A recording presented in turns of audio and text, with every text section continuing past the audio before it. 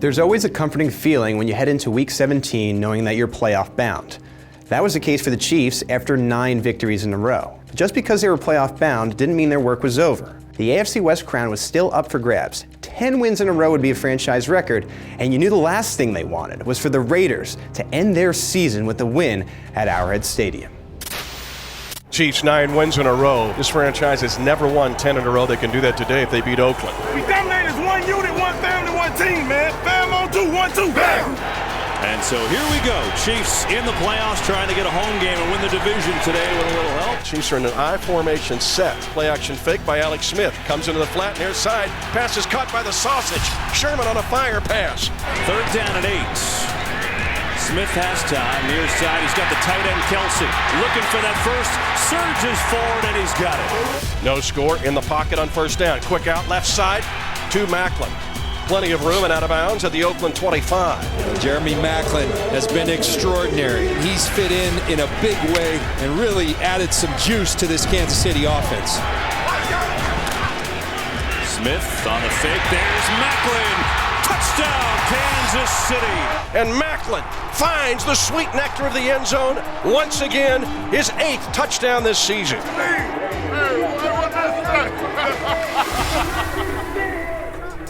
Alex Smith and Sharkandrick West accounted for a combined 1,132 rushing yards and 6 touchdowns in 2015.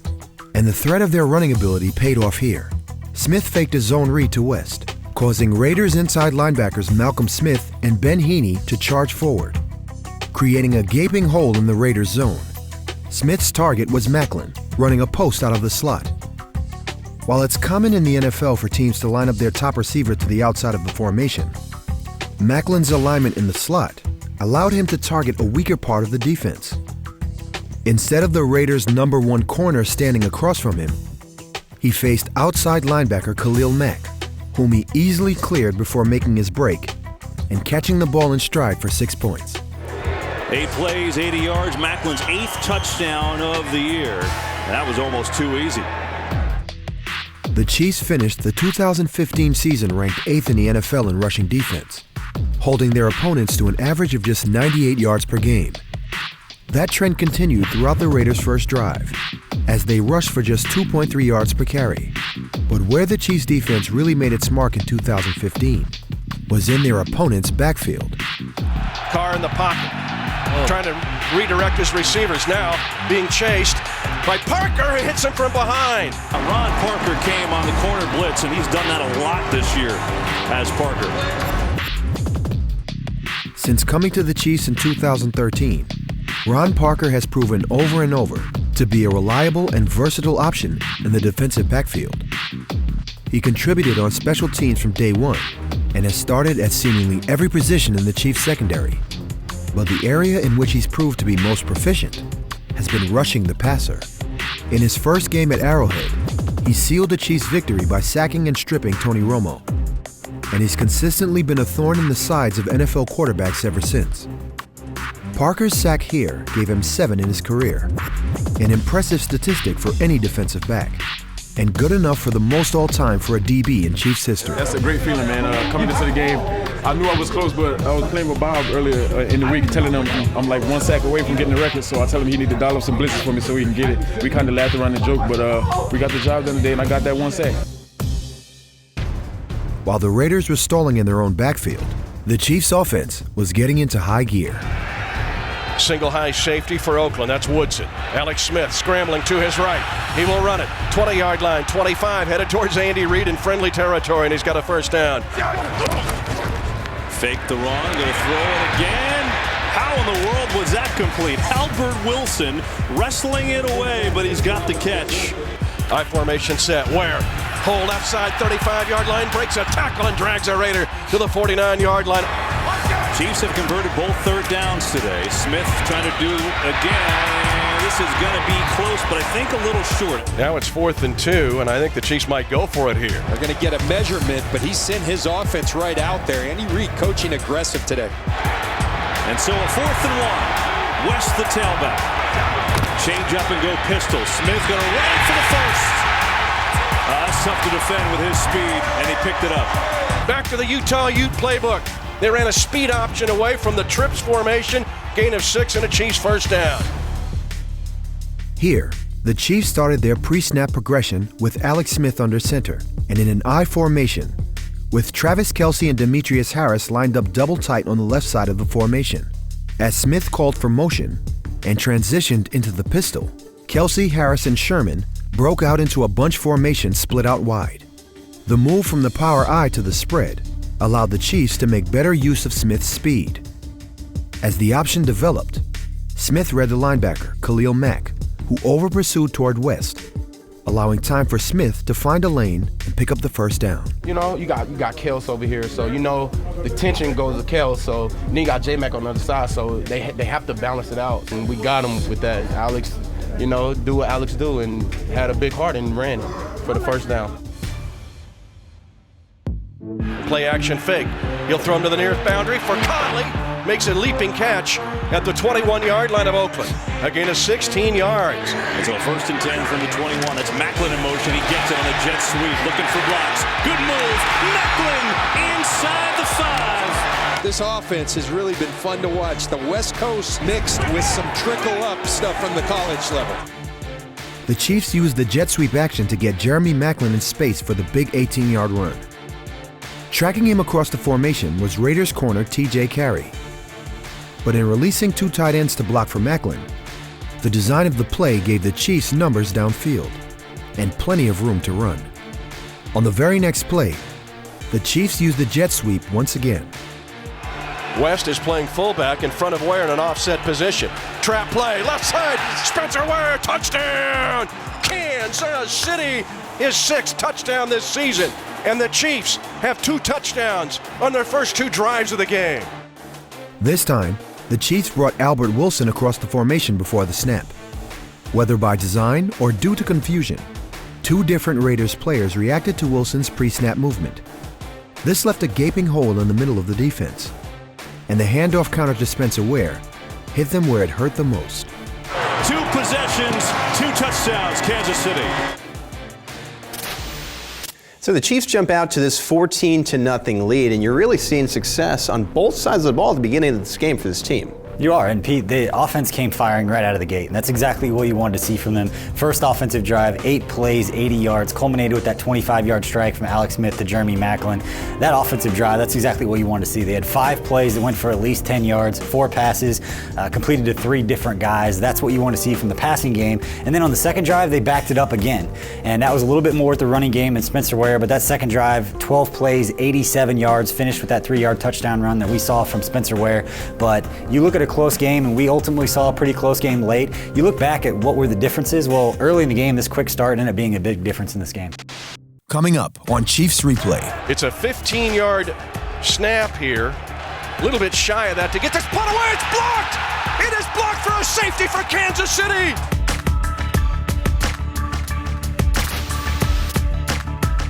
Chiefs Replay is brought to you by Microsoft Surface, official tablet of the NFL.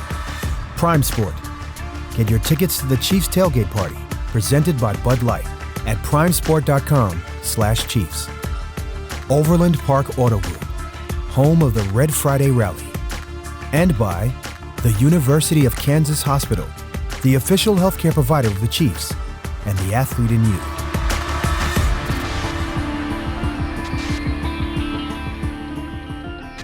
In division rivalries, anything can happen. Teams circle those 2 matchups on the calendar each year, and the extra focus can make it seem like you know your rival better than anyone else on your schedule. Here, Raiders corner David Amerson seemed to know exactly what was on Alex Smith's mind. It's back. Throw it again. Outside, and that is going to be intercepted, and it's going to be a touchdown. David Amerson. This is a long throw that Alex Smith is trying to execute from the far hash, throwing the out route. Amerson simply reads the eyes of Alex Smith and breaks on the ball, makes a great play, but just an ill-advised throw for Alex Smith, who usually is so sure with the ball, protects it so well. You can lose your game real easy, you know, especially this time of year, especially a pick 6. Easy to go to a shell, easy to get cautious. Yeah, you got to fight that. David Amerson's instinctive interception put the Chiefs in a precarious position for the first time that afternoon. But the Chiefs' defense, with a few instinctive players of their own, had their answer. 2 sacks on this series by Kansas City. And now Marquette King with the line of scrimmage, the 7. It's a 15-yard snap here. A little bit shy of that to get this punt away. It's blocked! It is blocked for a safety for Kansas City! DJ Alexander comes in, gets the block, and they pick up 2 points. Throughout the 2015 season, Raiders linebacker Ben Heaney consistently filled the same role for the Raiders punt unit, as a blocker on the right edge of the formation. On this play, Heaney inexplicably ran downfield immediately after the snap, as if the play was designed to be a fake. This left Chiefs linebacker DJ Alexander a clear path to the punter. The rookie special teamer was not caught off guard, and he used his athleticism to secure the block and 2 points for the Chiefs. It confused me because 51 got out quick. He just went out like a pass, like he was doing a pass. Yeah, I saw that. The Raiders struggled all day to contain the Chiefs' offense, allowing an average of 5.2 yards per play. Going into the second half of the third quarter, not much had changed. Alex Smith in the shotgun. Handoff West, trying to go left, breaks 1 tackle, dives forward to the 48. Chiefs stay in the shotgun. Smith to throw in the pocket. Being rushed, now flush to the right side, headed for the boundary. He'll move upfield and dives forward in front of the Chiefs bench. This is 3rd and 4. Pressure, Smith going that way. There's a catch. Macklin's got it. Still on his feet to the 30, and there's a flag back by the quarterback where Khalil Mack stands with his hands in the air. Roughing the passer, defense number 52, with contact to the head of the quarterback. And the Chiefs have 1st and 10 at the 15-yard line of Oakland. Take advantage of it now. We're in the game at tailback, but they'll throw it. Smith going end zone. What a catch! Touchdown! It's Harris. And a terrific catch. The former basketball player never had 6 points for a rebound until now.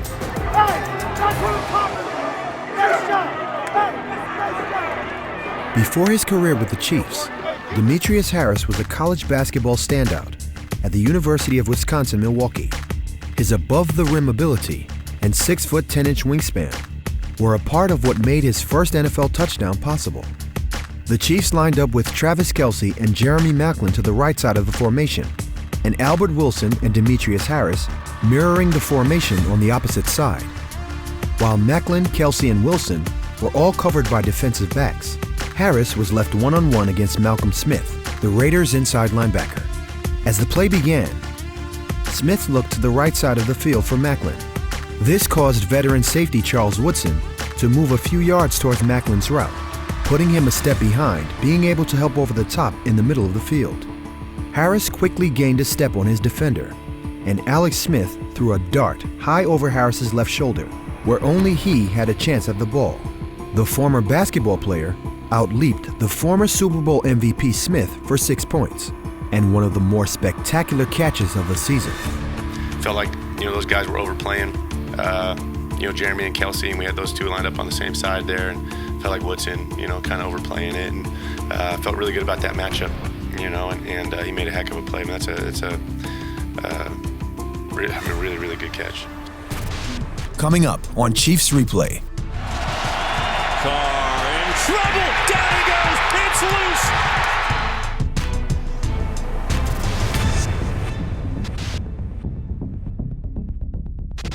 The Chiefs' offense had been efficient all day, scoring quickly and often. But with a 13-point lead and 12 minutes left in the fourth quarter, the time of possession became just as important as points. After a season-long 8-minute and 50-second drive took care of the first part of the equation, a 38-yard Cairo Santos field goal was all that was between them and a commanding 2-touchdown lead. Santos gets this away and puts it home. And we have a penalty flag. Holding. Offense number 87. 10-yard penalty. Repeat. 4th down.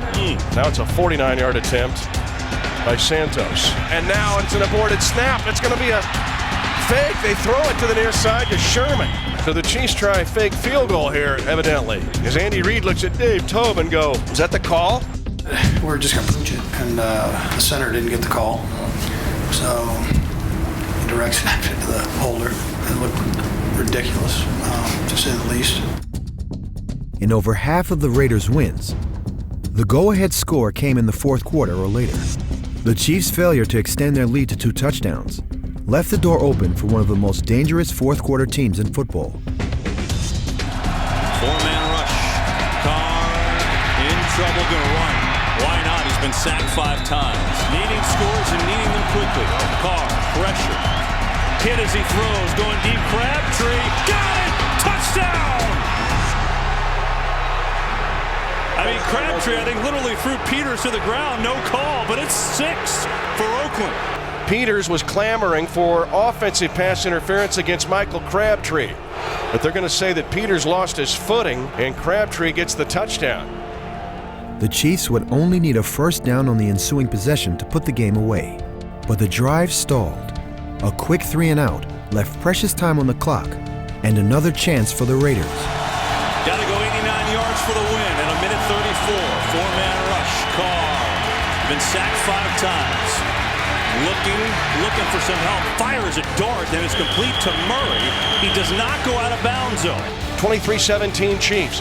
Carr to throw over the middle. Catch made it to 24, but an immediate hit. It's in the clock inside of a minute now. In the NFL, teams generally look towards their top players to close out games.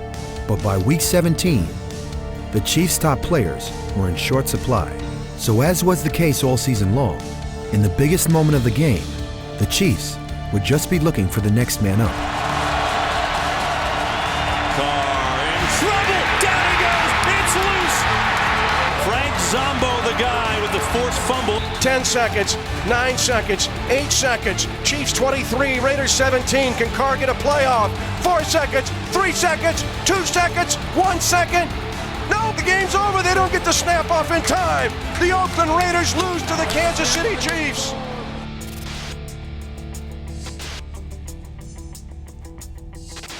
The Chiefs started 1-5 and now have won 10 consecutive games to close out the season. Who would have predicted that one? We're going to run through this the way we supposed to, like we said from day one, man. Let's go, man. Bam on 3. 1, 2, 3. So the Chiefs get this 23-17 win over the Oakland Raiders on a day when the defense really had to control Derek Carr and this Raiders offense. And that's exactly what they did. The Raiders offense finished with just 205 yards of total offense. They went 3 of 14 on third down, which is exactly what you want to see from the Chiefs defense. But this is what we saw from the Chiefs defense throughout the entire season against division opponents. They allowed just 7 touchdowns passing, had 12 interceptions, and 20 sacks in those 6 games against division opponents. It's exactly what you want to see, is a dominant performance like that from the defense. A dominant performance that was the Chiefs' 10th win in a row, and that's a franchise record, BJ. It was, and anytime you win 10 games straight, it means individually guys are playing pretty well. We actually saw 3 individual records broken in this game as well. We talked about Ron Parker picking up his 7th career sack, most by any Chiefs DB in history.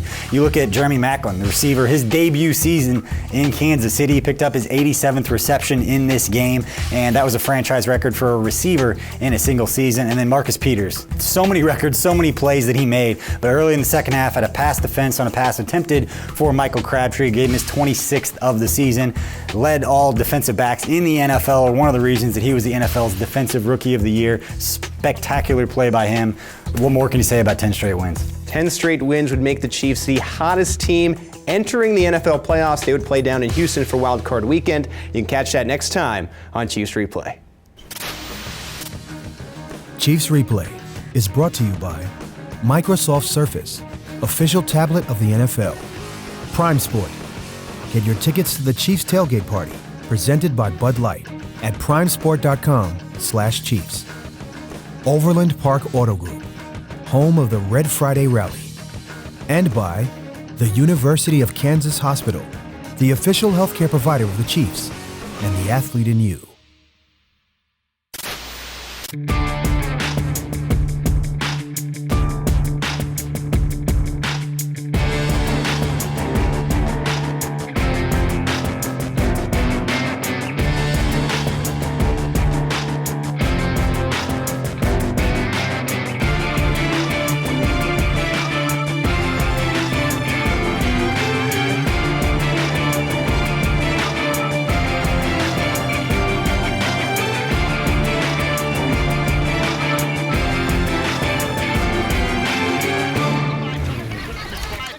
horsepower trap.